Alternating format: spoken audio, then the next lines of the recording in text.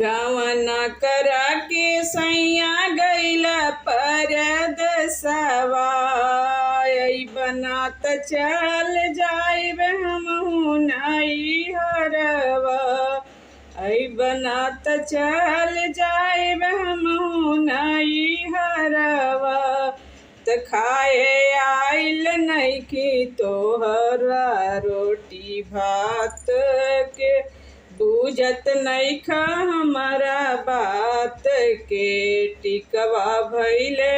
अपना गोतियवा भइले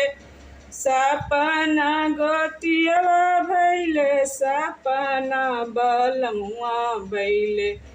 गुलरी के हो फूलवा बलमुआ भइले गुलरी के हो फूलवा त खाए